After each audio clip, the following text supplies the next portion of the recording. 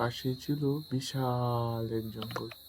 সেই জঙ্গলে এক পাশে কুড়ে ঘরে বসবাস করত এক বুড়ি। বুড়িটি কোনো কিছুই চোখে দেখতে পারত না। তার আপনজন বলতে শুধুমাত্র একটি কুকুর ছিল।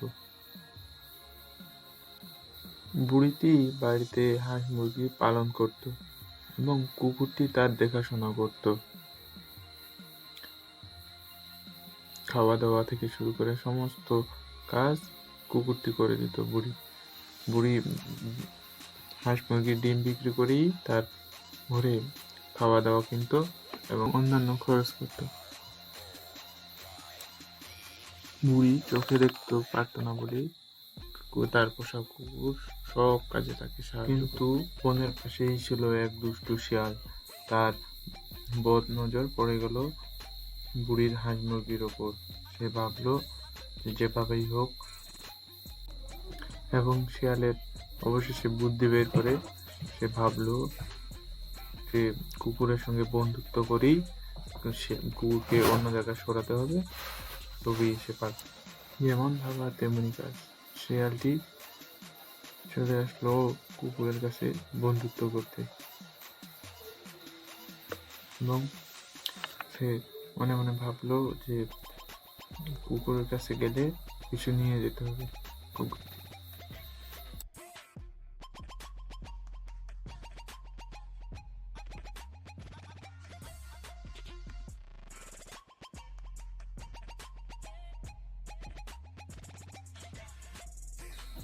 শিয়ালটি আসার সময় সঙ্গে করে এক টুকরো মাংস নিয়ে আসলো কুকুরকে খাওয়ানোর জন্য।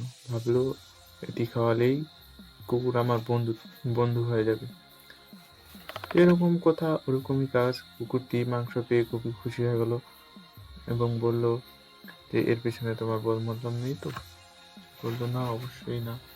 শিয়ালটি কুকুরকে অনেক চতুরতার সঙ্গে বলল, আমার সঙ্গে অমুক জায়গায় গেলে তুমি আরো অনেক মাংস পাবা।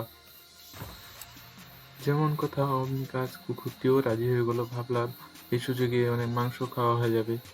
আজ শিয়ালের সঙ্গে চলে গেল গভীর জঙ্গলে কুকুরটি। শিয়ালটি কুয়ার পাশে তাকে দেখিয়ে দিল নিচে অনেক মাংসের টুকরো আছে,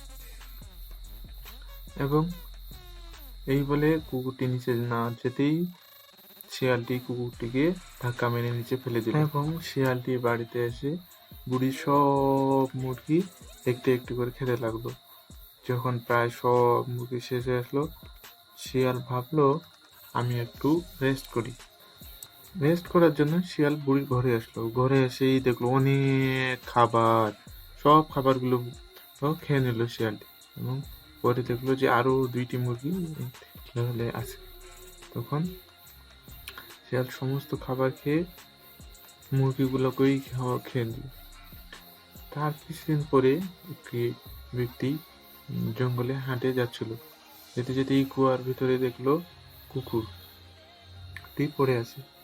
তারপরে লোকটি কুকুরটিকে বাসায় নিয়ে গেল, সুস্থ করে তুললো এবং কুকুরের কাছে শুনলো তার বাসায় একটি শিয়াল ঢুকেছে। শিয়ালটি তাকে বুদ্ধি করে এনে কুয়ায় ফেলে দিয়েছে।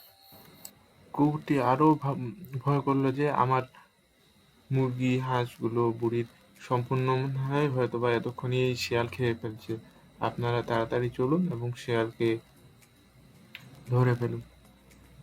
লোকটি কুকুরটির কথা বিশ্বাস করলো এবং পাড়া প্রতিবেশী অনেকজন সহ লাঠি নিয়ে বুড়ির বাড়িতে গেল।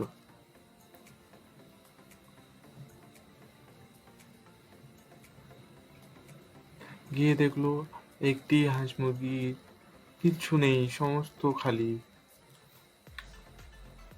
লোকজন তো এবং শিয়ালটি আরামসে ঘুমাচ্ছিল।